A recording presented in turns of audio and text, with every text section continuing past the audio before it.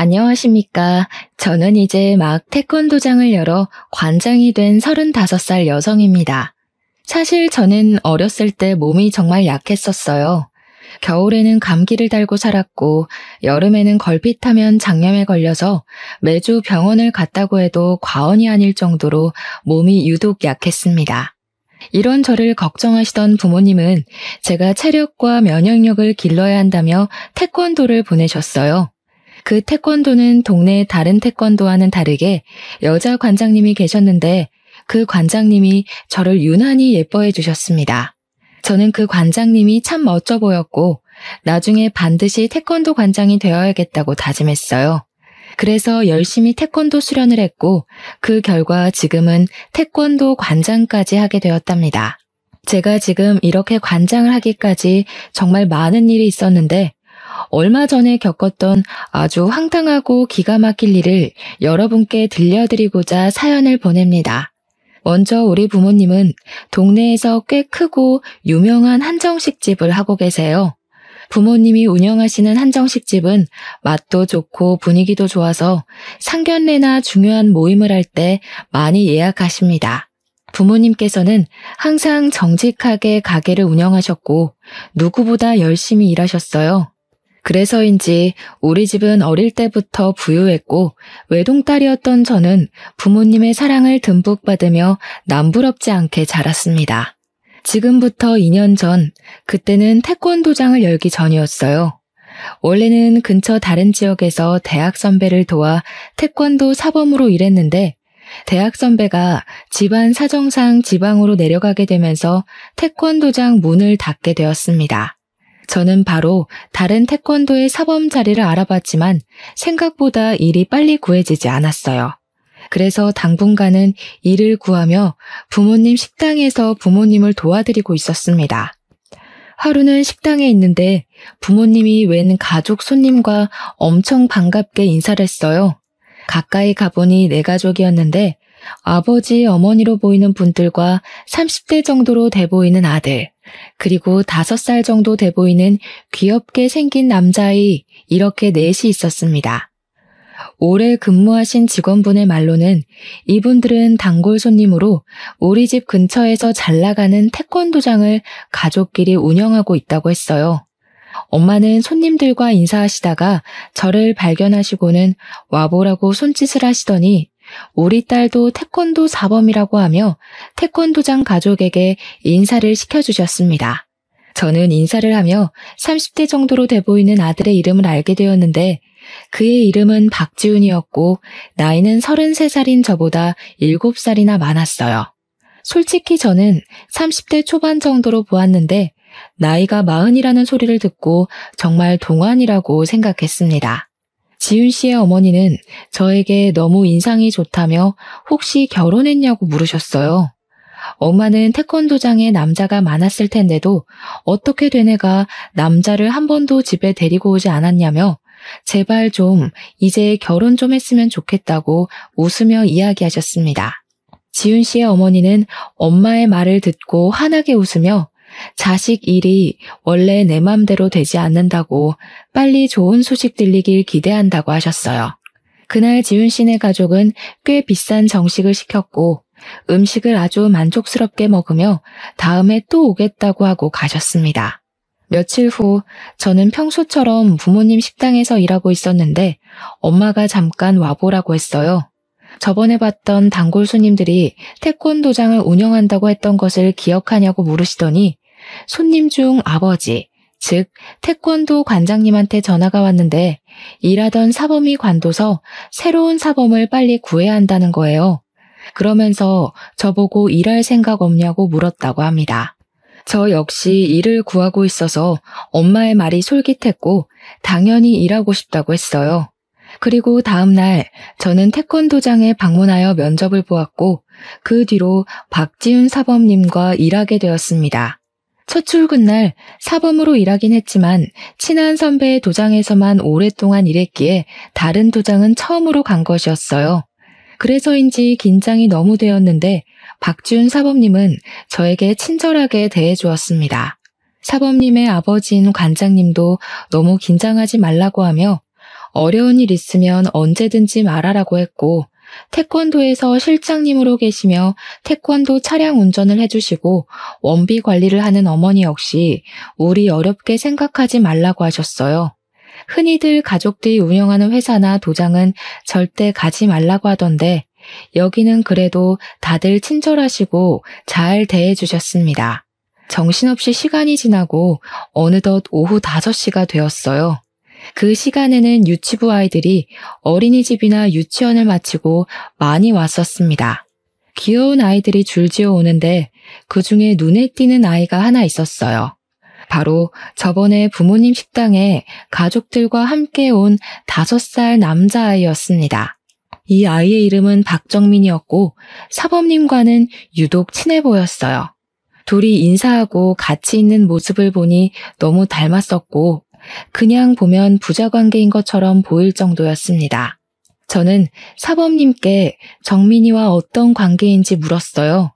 사범님은 심각한 표정을 지으시며 사범님의 여동생이 정민이를 출산하다가 잘못되었고 매제는 아이를 혼자는 못 키우겠다고 해서 사범님의 부모님과 사범님이 키우고 있다고 했습니다. 그런데 어떻게 여동생의 아들인데 박씨가 되었냐고 물으니 매제와 여동생이 같은 성씨였다고 해요. 정민이는 참 밝고 씩씩해 보였는데 그런 아픈 사연이 있다는 것에 참 안타까운 마음이 들었고 그 이야기를 들어서인지 수업 내내 정민이에게 더 신경이 쓰였습니다. 정민이는 자신의 수업이 마친 뒤 태권도장에서 저녁을 먹었고 10시까지 도장에서 놀았어요.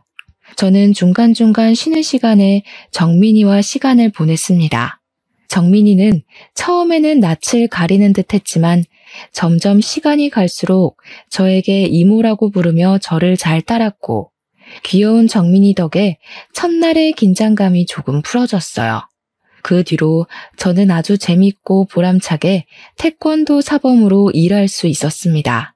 아이들도 첫날에는 저를 많이 어색해했지만 점점 저를 잘 따라주었고 관장님과 실장님, 사범님 역시 저에게 정말 잘해주셨어요.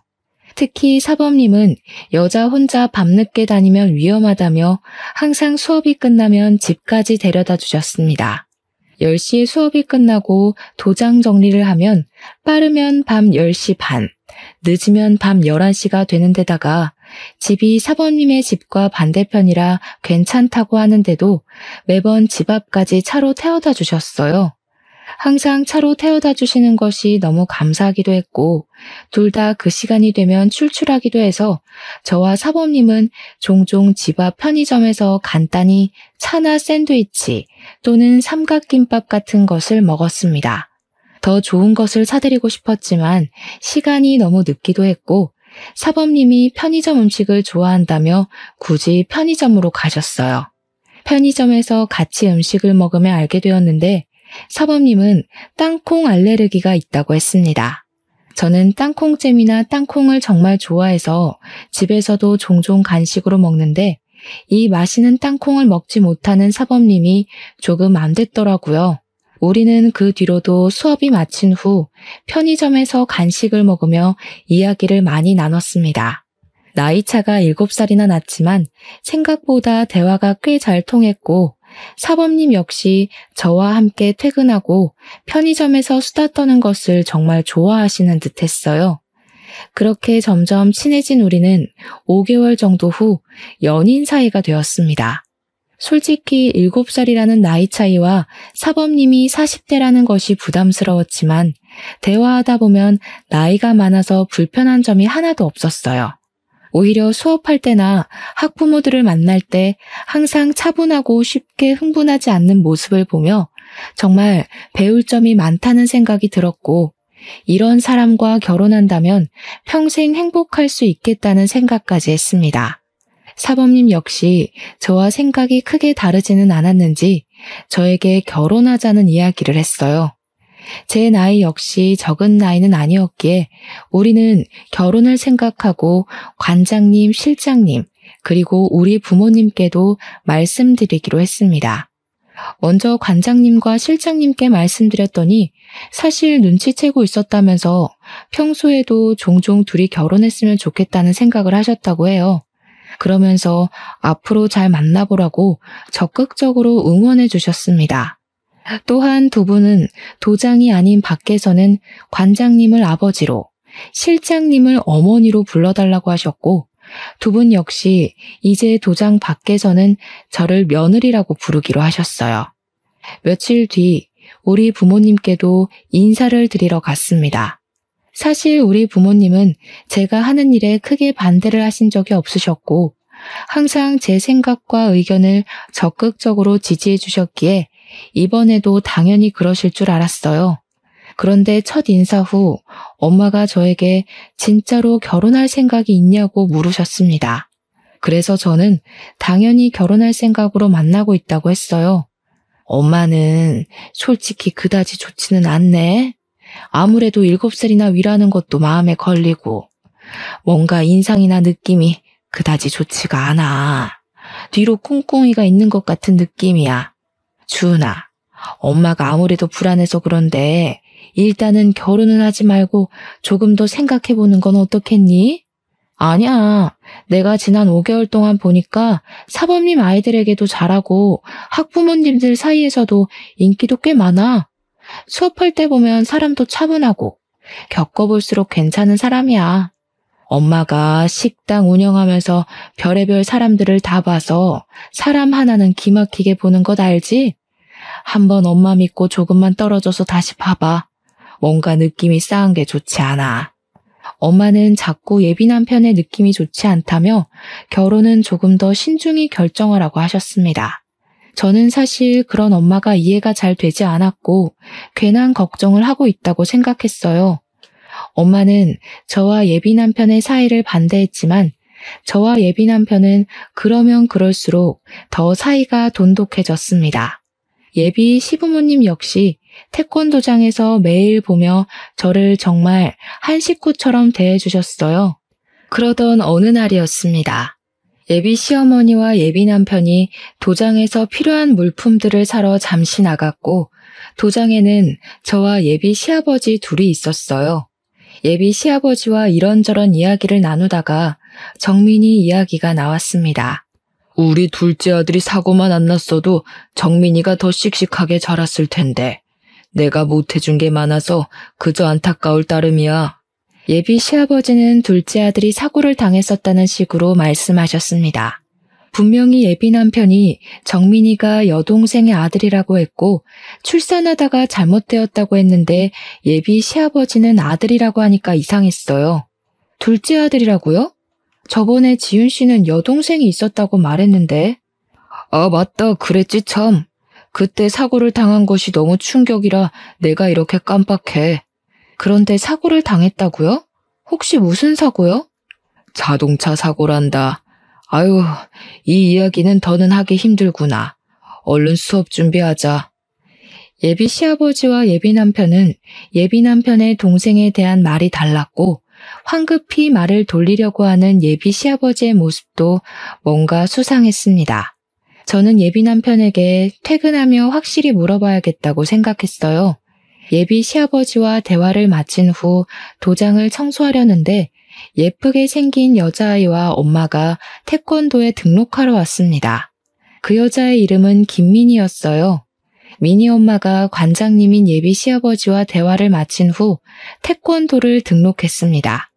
저는 민희와 반갑게 인사하며 수업 시간에 만나자고 이야기하고 돌아섰는데 그때 예비 남편과 예비 시어머니가 같이 도장으로 왔어요. 그런데 예비 남편이 민희 엄마에게 아주 반갑게 인사를 하는 것이 아니겠어요? 예비 시어머니도 처음에는 못 알아보는 듯 했다가 예비 남편이 알려주자 그 어린아이가 벌써 결혼하고 아이까지 있냐며 반가워하셨습니다.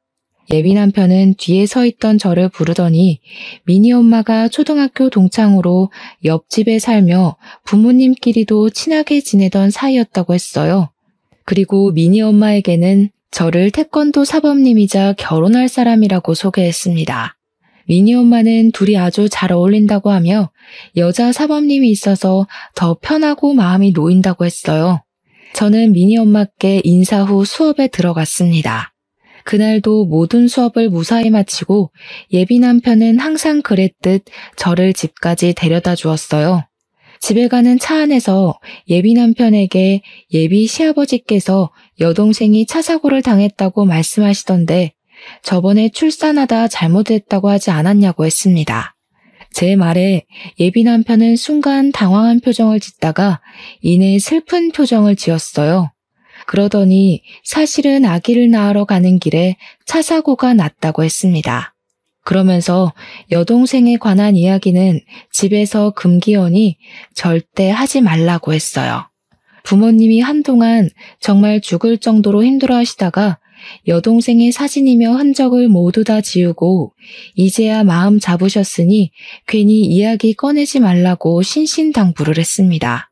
흔히들 아내나 남편, 부모를 잃은 사람을 일컫는 말은 있지만 자식을 잃으면 너무 슬프고 고통스러워서 차마 부를 수 있는 말이 없다고 하잖아요.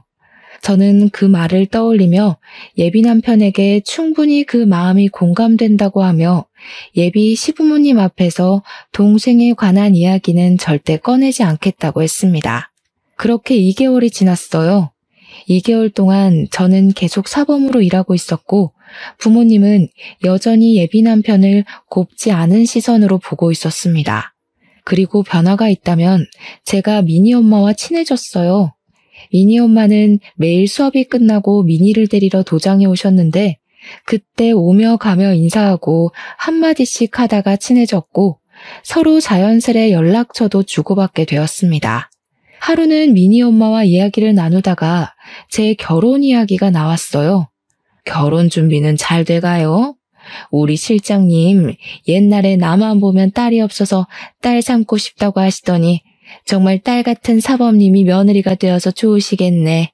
미니 엄마가 처음 이 말을 했을 때는 아이들도 있고 해서 그냥 인사치레이겠거니 했는데 미니 엄마가 가시고 곰곰이 생각해보니 뭔가 이상했습니다.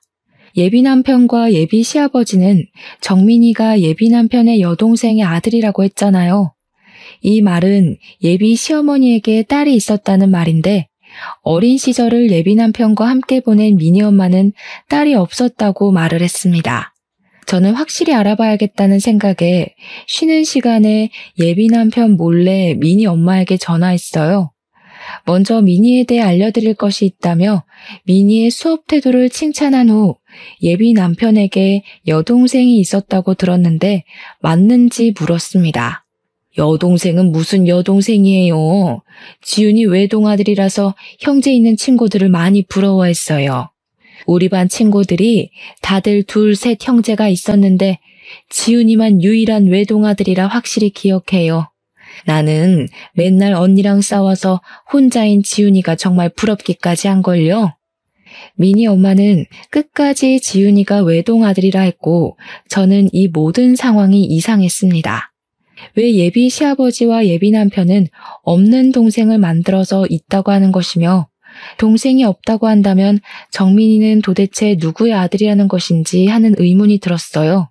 이상하다는 생각을 하며 사무실로 가니 정민이와 친구들이 도장에 도착해 도복을 갈아입고 간단한 군것질을 하고 있었습니다. 그런데 제가 잠시 다른 곳을 보던 사이 정민이가 캑캑거리고 있었어요. 가까이 가서 정민이의 상태를 보니 정민이의 몸에 두드러기가 나 있었습니다. 정민이와 함께 있었던 친구들은 정민이가 초코바를 먹고 이렇게 되었다고 했어요. 그 이야기를 들은 예비 시아버지는 황급히 정민이를 데리고 병원으로 향했습니다.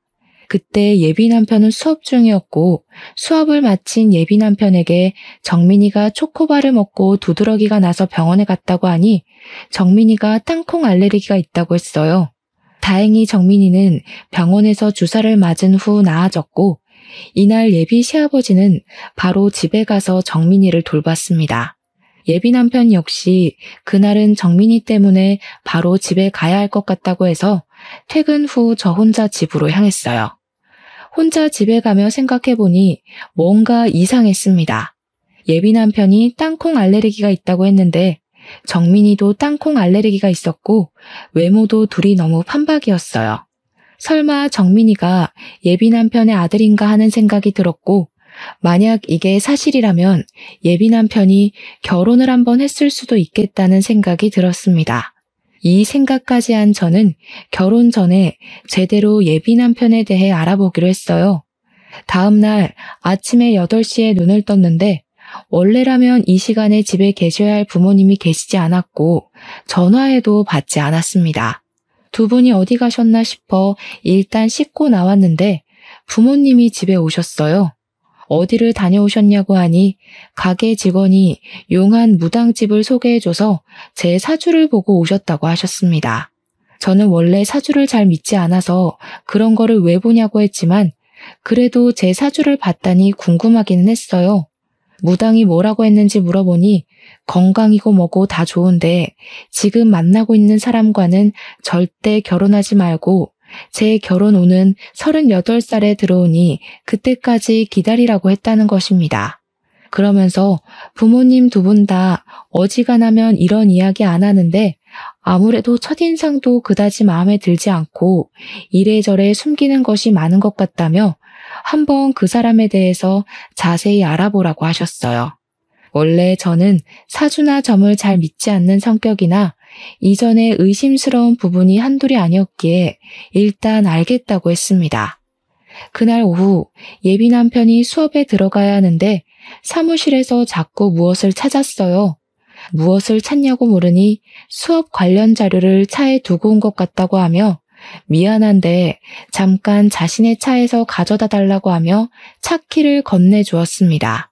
저는 예비 남편의 차에 가서 수업 자료를 꺼내고 차 문을 닫으려던 찰나 블랙박스가 보였어요. 순간 블랙박스를 확인해 보면 예비 남편에 대해 좀 더 알 수 있지 않을까 생각했습니다. 그래서 예비 남편 몰래 블랙박스에 메모리 카드를 뺐고 그날 밤 집에 와서 블랙박스에 찍힌 영상들을 하나하나 확인했어요. 블랙박스에는 가족끼리 출근하고 저와 함께 퇴근하는 영상이 대부분이었습니다. 하나씩 확인하던 중 한 영상에서 자꾸 제 이름이 나오는 것 같았고 저에 대해 어떤 이야기를 나누는지 궁금해서 영상의 대화 내용을 듣게 되었어요. 예비 시어머니는 우리 부모님이 운영하시는 한 식당이 엄마들 사이에서 연매출이 억대라는 소문이 있다고 했습니다. 그러면서 연매출 억대 집안의 외동딸이 결혼하는데 집 한 채 정도는 쉽게 장만해주지 않겠냐며 예비 남편에게 이번에는 기가 막히게 잘 골라왔다고 했어요. 이어서 예비 남편은 사실 이전에 만난 여자애들에 비하면 외모나 외적인 것들이 다 부족하지만 그래도 돈 많은 처가가 최고이지 않겠냐고 하며 조만간에 나를 잡겠다고 했습니다. 그래, 얼른 날 잡아야지. 그 계집애 보니까 우리 지훈이에게 푹 빠져서 헤어나오지를 못하더구먼. 결혼 도장 찍기 전까지는 너도 주은이한테 잘해줘. 옛날처럼 쓸데없는 여자들 만나러 다니지 말고 말이야. 드디어 돈도 많고 정민이도 키워줄 호구 며느리 하나 들어오겠네. 주은이 얘가 생긴 거와는 다르게 맹하더라고. 그래도 주은이가 정민이에 대해서 모르게 입조심들 하고 저번에 너희 아빠랑 너랑 한 얘기 듣고 기겁하는 줄 알았다.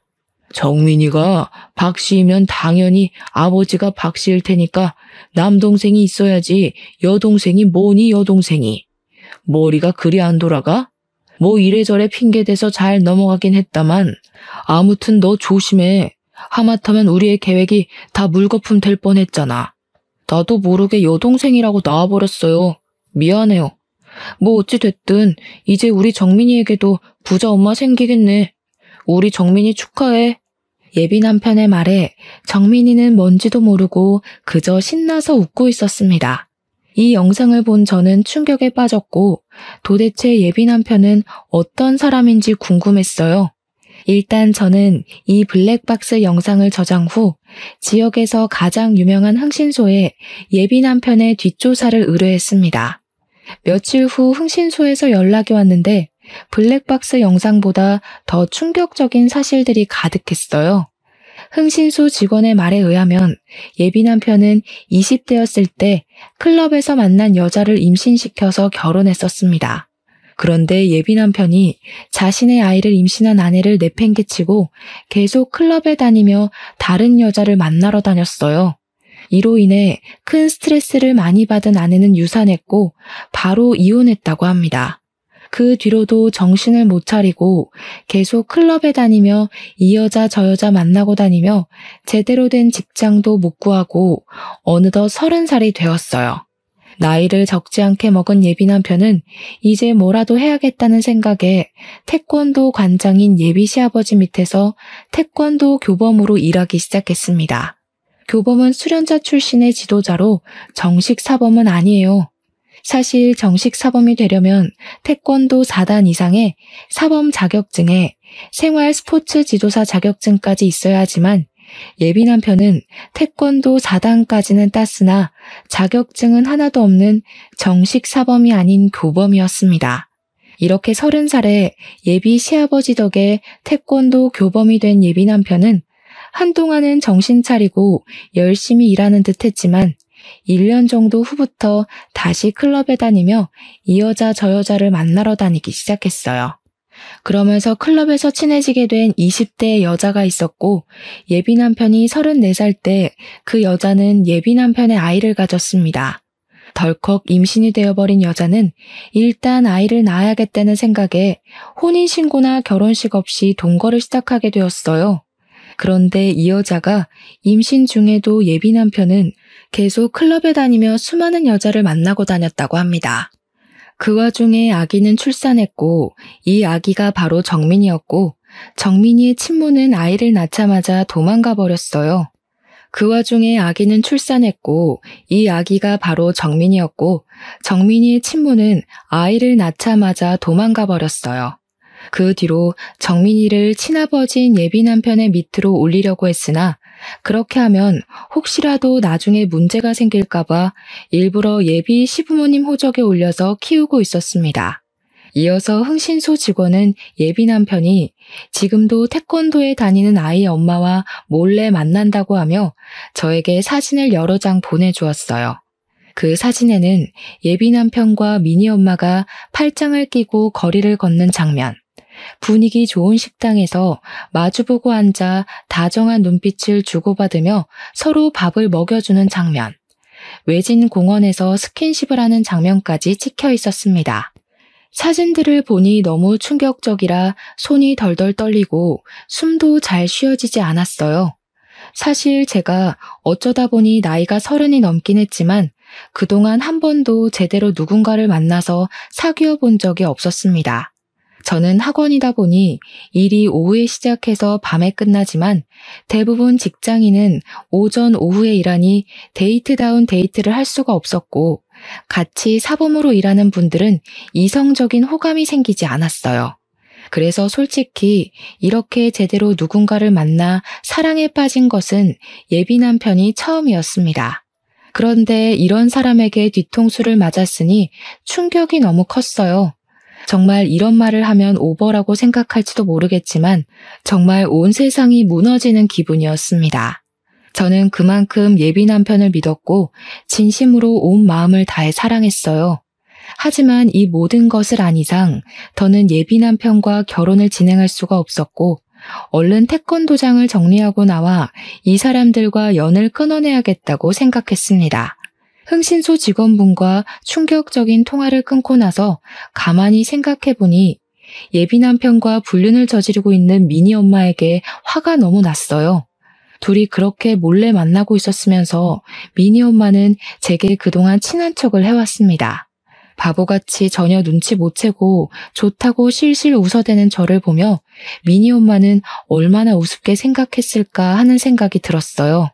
다음 날, 그날은 토요일이었지만 초등학교 저학년생들을 대상으로 레크레이션을 하는 날이라 출근을 해야 했습니다.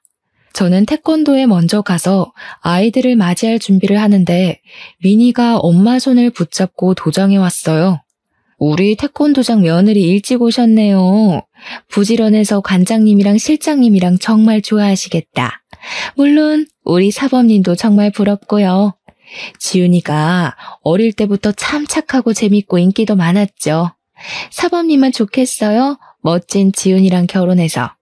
그럼 오늘도 우리 미니 잘 부탁드려요. 미니 엄마가 이 말을 하고 가는데 이전에는 그냥 좋은 이야기이겠거니 했지만 모든 사실을 다한 지금은 저를 비꼬고 놀리는 소리로밖에 들리지 않았습니다. 너무 화가 난 저는 예비 남편과 관장님이 오기 전에 아이들이 처음 왔을 때 작성하는 서류 뭉치에서 미니의 서류를 찾았어요. 그곳에는 미니의 엄마뿐 아니라 아빠의 연락처가 적혀 있었거든요. 저는 일단 미니 아빠의 핸드폰을 저장했습니다. 그리고 미니 아빠에게 흥신소에서 받은 미니 엄마와 예비 남편이 함께 찍힌 사진을 보내려고 했어요. 사진을 막 보내려는 순간 미니가 너무 해맑은 모습으로 제게 와서 사범님 뭐 하시냐고 물었습니다. 그런 미니의 모습을 보니 제가 지금 이 사진을 보내면 미니가 상처를 너무 많이 받을 것 같았어요.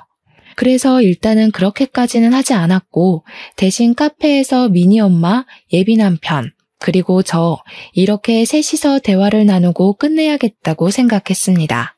마음 같아서는 사람들이 없는 으슥한 곳에서 그 둘을 아주 완벽히 요절내버리고 싶었지만 그래도 그것은 사람으로서 그리고 체육인으로서의 도리는 아닌 것 같아 그런 마음은 애써 접어두었어요. 그날 오후 태권도 레크레이션 행사가 마치고 저는 예비 남편에게 진지하게 할 말이 있으니 태권도 근처 카페로 가자고 했습니다. 그리고 미니 엄마에게도 미니에 대해 급히 할 말이 있으니 별일 없으면 태권도 근처 카페로 나오라고 했어요. 예비 남편은 평소와는 다르게 잘 웃지도 않고 무표정인 저에게 무슨 일이 있냐고 물었습니다. 저는 예비 남편에게 지금은 아무 말도 하지 않고 일단 조용히 있으라고 했어요. 잠시 후 카페에 미니 엄마가 왔습니다.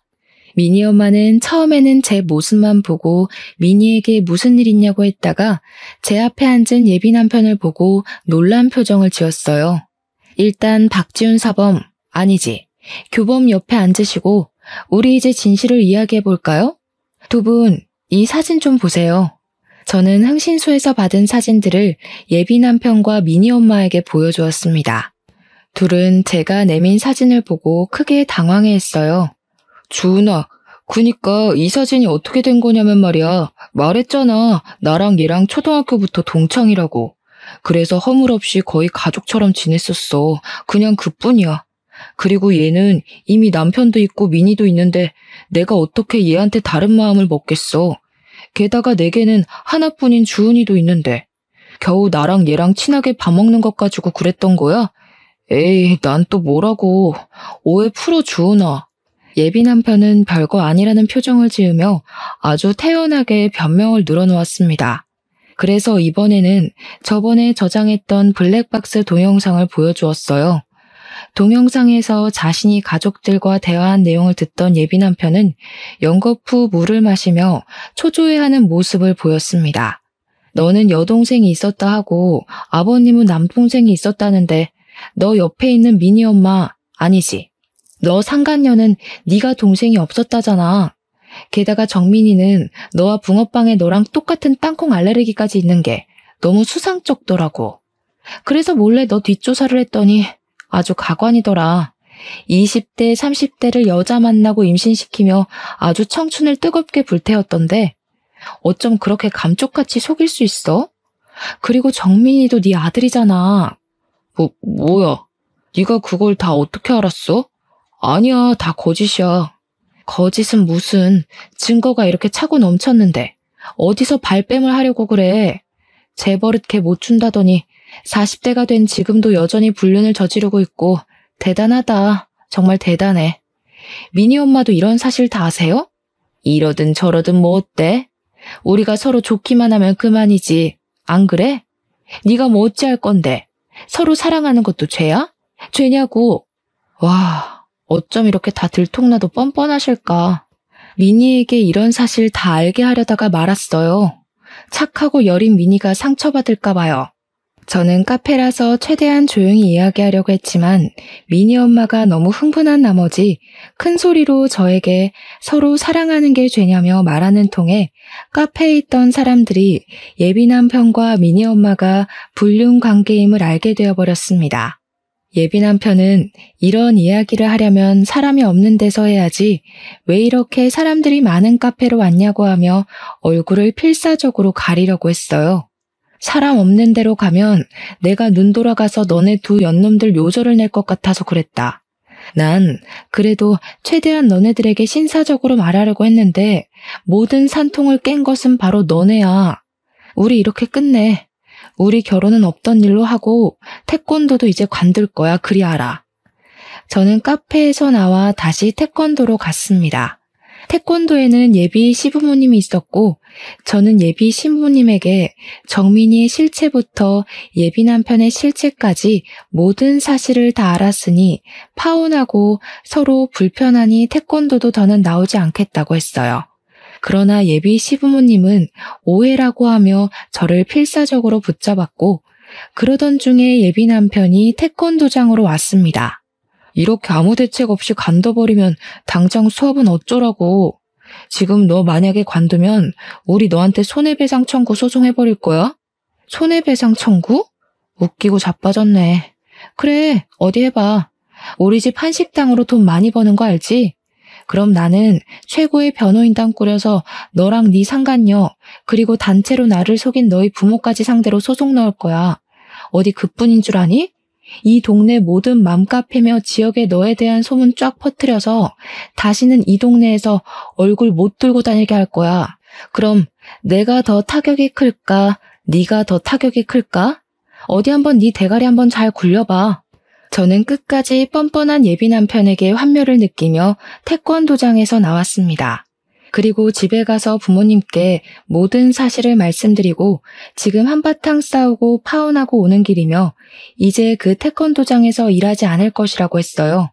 부모님은 정말 잘 생각했다고 하시며 한동안 많이 힘들겠지만 마음 잘 추스르라고 하셨습니다. 그 뒤로 저는 근처에 다른 태권도장으로 가려고 했는데 이상하게 이력서를 내도 아무 곳에서도 연락이 오지 않았어요. 당장 돈이 급한 것은 아니었지만 태권도 사범일이 너무 재밌어서 계속 일하고 싶은데 오라는 연락이 없으니 참 속상했습니다.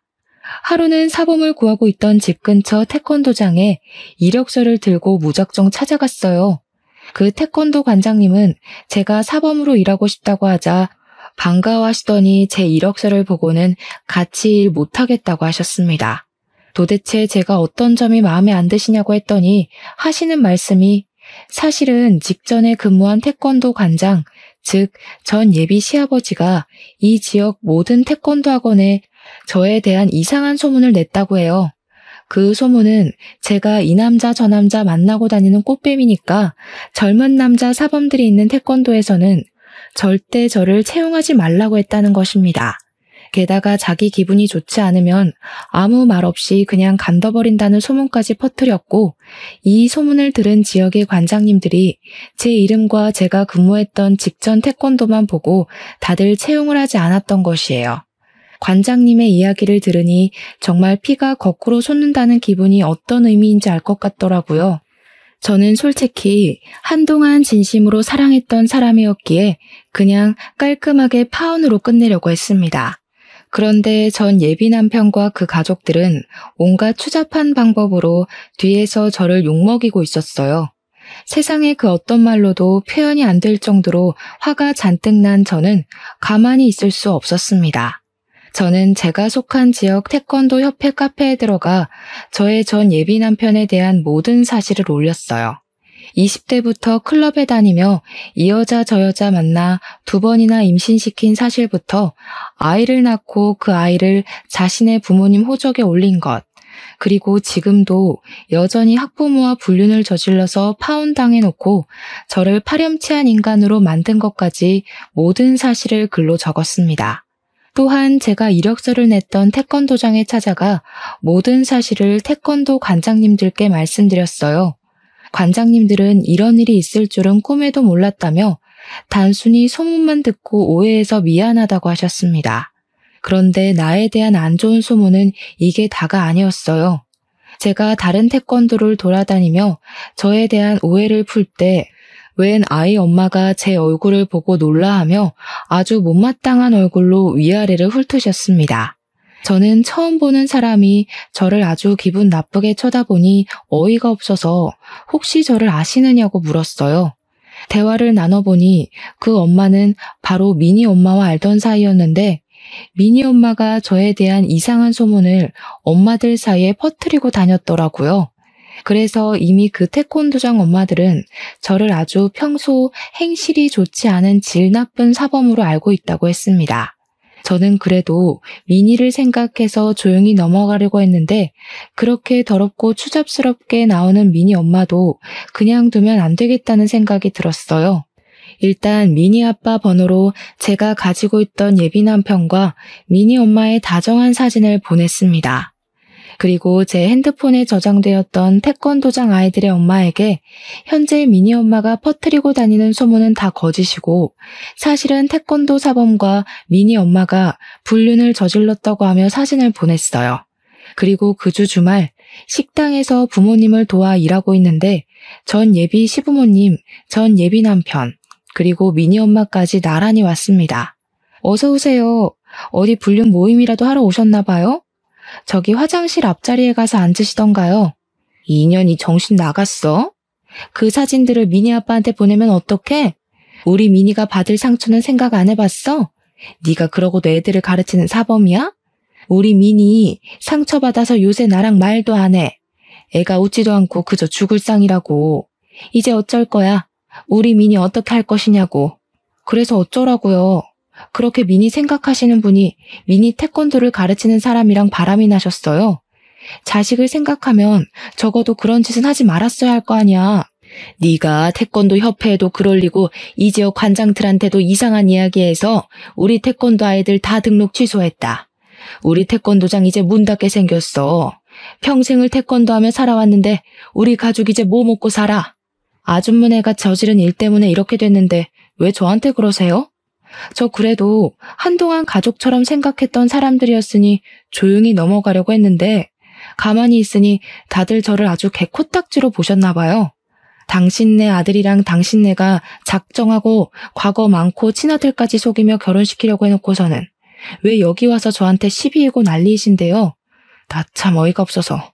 아 됐고 여기 매출 올려줄 거 아니면 나가요. 계속 이런 식이면 영업 방해죄로 확 신고해버릴 겁니다. 제 말에도 이 사람들은 나가려는 생각이 전혀 없었고 결국 저는 경찰에 신고해서 이들을 쫓아냈습니다. 그 후 이들은 어떻게 되었는지 아세요? 일단 그들이 운영했던 태권도장은 문을 닫았습니다. 제가 보낸 메시지들을 본 엄마들은 전 예비 남편에게 대놓고 손가락질을 하며 비난했고 당연히 모든 아이가 등록 취소하고 환불 요청까지 했다고 해요. 태권도장은 수강하는 아이들이 있어야 운영이 되는데 아이들이 하나도 없으니 운영이 어려워 문을 닫을 수밖에 없었겠죠. 그리고 더럽고 추악한 지난 과거가 낱낱이 폭로된 그들 가족은 이 지역에서는 고개 들고 못 살게 될 지경까지 이르렀고 결국 아무도 모르게 그 가족 모두 이 지역을 떠났다고 합니다. 또한 사랑하는 것이 죄냐며 불륜 앞에서도 당당했던 미니 엄마는 미니 아빠와 이혼하고 미니는 아빠와 함께 살고 있다고 해요. 친권을 빼앗기고 유책 배우자가 되어 위자료에 양육비까지 주며 거지같이 살고 있다고 합니다. 저는 모든 오해를 푼 뒤 부모님의 가게에서 일했으나 여전히 태권도를 가르치고 싶은 생각이 있었어요. 그래서 부모님의 도움을 받아 태권도장을 차렸습니다. 전 예비 남편의 태권도 학원이 망하고 마땅한 태권도 학원이 근처에 없어서인지 제가 연 태권도장에 아이들이 제법 많이 등록했어요. 그 중에는 전 예비 남편의 태권도에 다니던 아이들도 있었습니다. 그 아이들의 엄마들은 저를 알아보고 옛날에 오해해서 미안했다고 먼저 사과도 하시더라고요. 아무튼 그 뒤로 저는 엄마들의 신뢰를 받으며 지금까지 아주 잘 태권도장을 운영하고 있답니다. 전 예비 남편과 그의 가족들에게 뒤통수를 제대로 맞고 나름의 복수를 하기는 했지만 사실 마음이 완전히 좋지만은 않아요. 이 일로 정민이는 살던 곳을 벗어나 다른 지역으로 가야만 했고, 민이는 더는 아빠, 엄마와 함께 살지 못하게 되었기 때문입니다. 부디 정민이와 민이가 새로운 환경에 빨리 적응해서 멋지고 당찬 어른으로 자라기를 간절히 기도할 뿐이에요. 제 사연을 들은 여러분의 인생에는 항상 좋은 일만 가득하시길 바라며 저의 이야기는 이제 마무리 지으려고 합니다. 긴 이야기 들어주셔서 감사합니다.